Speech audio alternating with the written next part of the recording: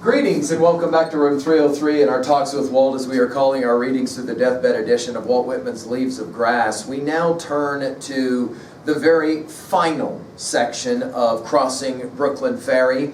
We are going to assume that you've been following our stuff with us at learnstrong.net down that left-hand side, and you've been working with us ever since we started with inscriptions all the way up through and including passage number 8 of Crossing Brooklyn's Ferry. This is a fascinating way to end what is probably one of the 5 greatest poems of Leaves of Grass. I mean, some people consider it the very best, the strongest of all the poems, and I'm going to leave it to you to decide. When I'm asked which one of the poems of Leaves of Grass is your favorite, I will usually respond the one I'm reading at the moment. And so for today and for this conversation, let's just call it what it is, one of the more remarkable texts that we've looked at in Leaves of Grass.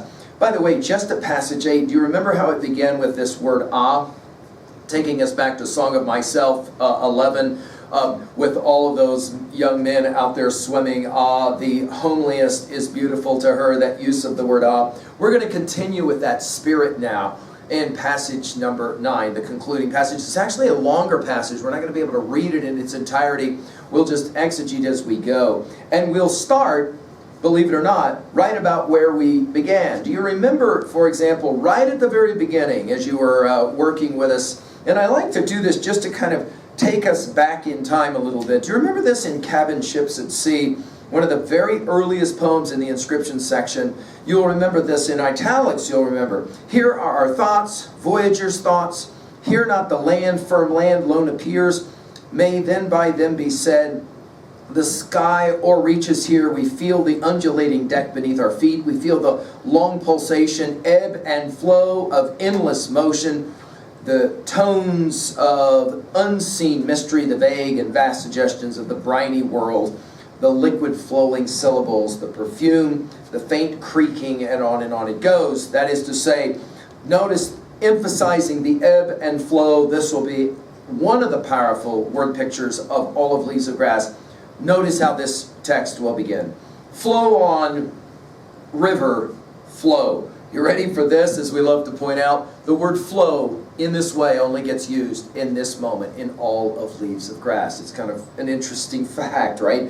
Flow with the flood tide and ebb with the ebb tide. We're going to hear a lot of echoing from the, as we said in earlier lectures, it's almost as if Whitman wants to construct some kind of choral ode. So he's going to come back to these musical motifs. We might even think of it as a fugue in musical language, where we're going to see some of these kinds of repetitions, but they're quite melodic, and so they're so beautiful for us. Flow on, river, flow with the flood tide. By the way, all of the exclamation points, most readers will count up 27 in this final stanza. So obviously we're finishing with a bit of exhilaration, not unlike the finishing of Starting from Pominock, or Song of Myself, or Song of the Open Road, as we commented on earlier.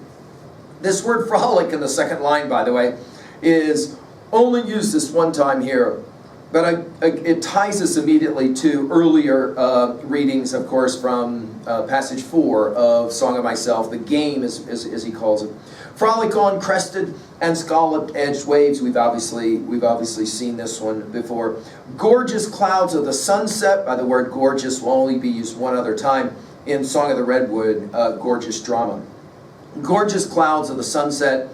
Drench with your splendor me. Now, we're going to see some more arcane kind of formulation of language as we've seen already in this. The word order is fascinating here. By the way, the word drench in Native Moments, another poem. This word also gets used, drench of my passions. Drench with your splendor me. Or the men and women, generations after me. You'll remember this notion of hence later or earlier in the play. Cross, of course the poem is called Crossings. Cross from shore to shore, countless crowds of passengers. We started with these crowds and here we are. And again, the tension, not only in this poem but in all of Leaves of Grass, because Whitman, I think, is what we might call it, trying to define what a true American is. That dance that makes us think, of course, of John Stuart Mill's On Liberty, that dance between, on the one hand, the individual, leave me alone, don't tell me what to do, and the collective or the group, That is to say, we're all kind of in this thing together, whether we like it or not. Some of the time, we're all in this together, and Whitman will be playing games back and forth. He will say, cross from shore to shore, countless crowds of passengers. And then there he is. He's going to give it to us. Stand up. Now, you'll remember in Song of the Open Road, it's allons, let's go, let us go. Here it's stand up. And for those of you that are like, I know, I've heard this in Leaves of Grass. Just for a second, I'll take you to Song of Myself 44, and I'll remind you of this set of lines that will kind of play the same game. In Song of Myself, passage 44, he says, "It is time to explain myself. Let us stand up. What is known I strip away. I launch all men and women forward with me into the unknown." And you'll remember when we studied this, the unknown is capitalized unknown, right? The clock indicates the moment, but what does eternity indicate? It's fascinating the way that we'll hear these kinds of echoes. Stand up, tall masts of Manhattan. Stand up, beautiful hills of Brooklyn. Again, the great poet of New York. Throb, go back to thou reader for this word throb. Throb, baffled and curious brain. We've heard this construction. Of course, the word curious, I told you at the beginning of our study of Brooklyn Ferry is central, right? Curious brain. Throw out questions and answers. You'll remember in Song of Myself, passage 1, schools and creeds in abeyance. This word abeyance. Throw out questions and answers. You'll go back, obviously, to the conclusion of Song of the Open Road with that one, won't you? Suspend here and everywhere eternal float of solution. We've seen this this language already in the poem. Gaze, remember we're back to sight. Gaze, loving and thirsty eyes. Thirsting is also used one other time in Song of Joys. In the house or street or public assembly.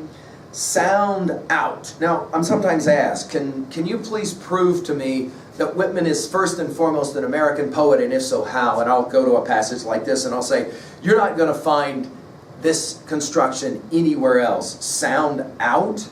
Voices of young men. Now, what does sound out here mean? Well, it can mean two things simultaneously. One is make a sound. The other can be to listen. Sound out. Let me sound out what you have to say. Again, notice it's the voices of young men. We've clearly seen this already before.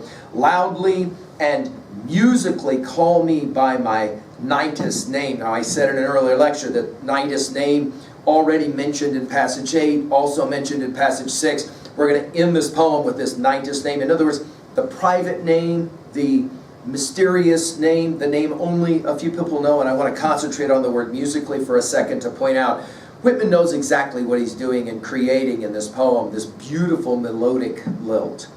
Live, old life. Go back to passage 6, the way that the word old got used.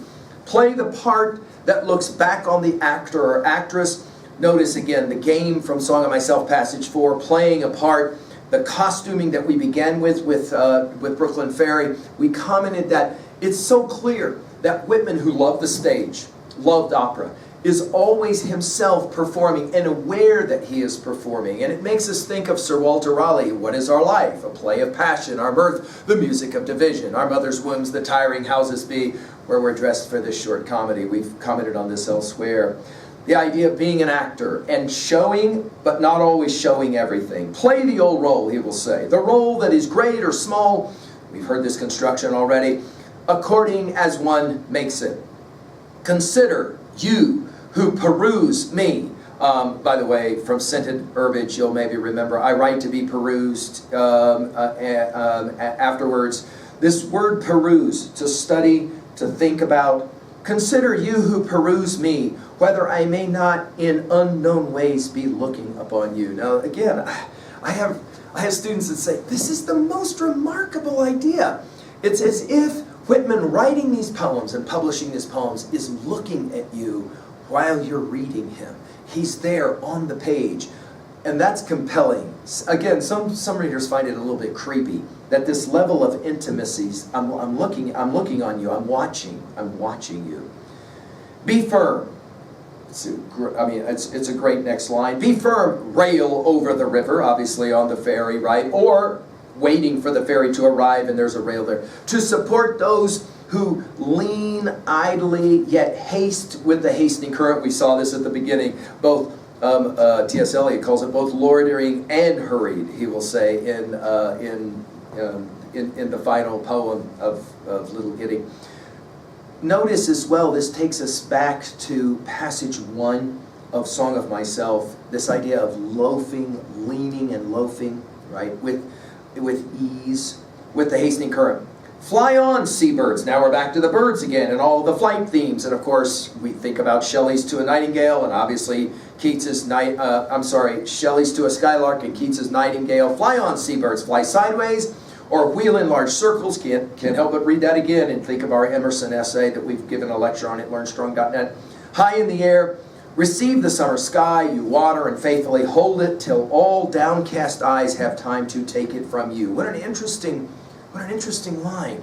Can he be talking about rain and downcast eyes, or are we talking about some of the shame that he was referencing in his dark patches section of passage 6? I'm going to leave that one to you to decide how you want to read that.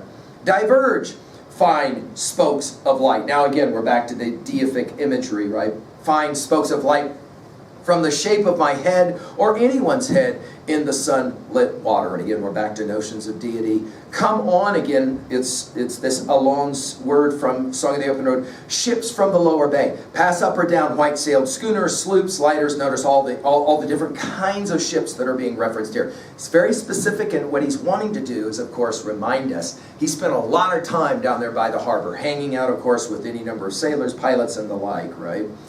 Flaunt away flags of all nations. Of course, this word flaunt will sound familiar from Song of Myself, passage 40. Think about flags in passage 6 of Song of Myself, the flag of my disposition. We saw this word flag earlier as well. I think in some ways, Leaves of Grass is the flag for Whitman, and he wanted it to be the American flag, the other American flag, we might say. Be duly lowered at sunset. Now here we are finishing the poem in the evening at sunset. Burn high your fires, foundry chimneys. Cast black shadows at nightfall. Cast red and yellow light over the tops of the houses. And that will be the last of the exclamation points, some 27 of them. By the way, Whitman doesn't seem to concern himself with the idea of the pollution that might be caused by all of this. Obviously, we later will concern ourselves with that very much. Appearances now, and the word appearances is a central word in all of Leaves of Grass, now or henceforth indicate what you are. You necessary film. Think about the, again, early use of photography.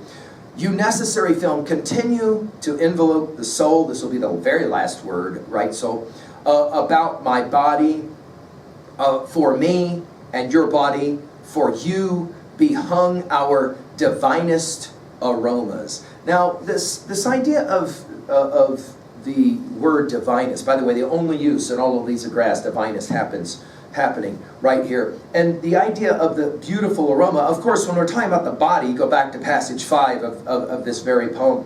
But if for those of you who are saying aromas, I guess I remember as well something a little bit about this idea of aromas from Song of Myself 24. Do you remember when he says it this way? Divine am I inside and out, and I make holy whatever I touch or am touched from. The scent of these armpits aroma finer than prayer. This head more than churches, Bibles, and all the creeds. One of the more astonishing, can I just say that, lines in all of Leaves of Grass. There were people who just couldn't believe that armpit smell ended up in a book of poetry. And yet today we read this and we kind of go, there's really something fascinating about the fact that he wants to include every element of human existence in his celebration.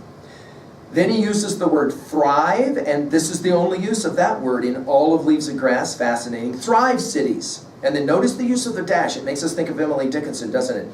Bring your freight, bring your shows, ample and sufficient rivers, expand. The idea of expansion clear in all of Leaves of Grass. Being then which none else is perhaps more spiritual. Keep your places, objects, than which none else is more lasting. I'm going to read that line again because the word order is arcane, and it forces us to kind of slow down and hear what he's saying. Notice, thrive cities, bring your freight, bring your shows, ample and sufficient rivers, expand the rivers, being than which none else is perhaps more spiritual. There's maybe nothing more spiritual than a river. Think of all the amazing rivers in all of the world. We think of the Ganges, obviously. We think of the Mississippi in America. We think of the Amazon. I mean, just think about all the Danube. We think about all the amazing rivers of the world. Keep your places objects than which none else is more lasting. It seems as if what he's arguing is that the river is the greatest word picture of what life actually is. It's a compelling idea. And then we're going to get 15 U's to finish this poem.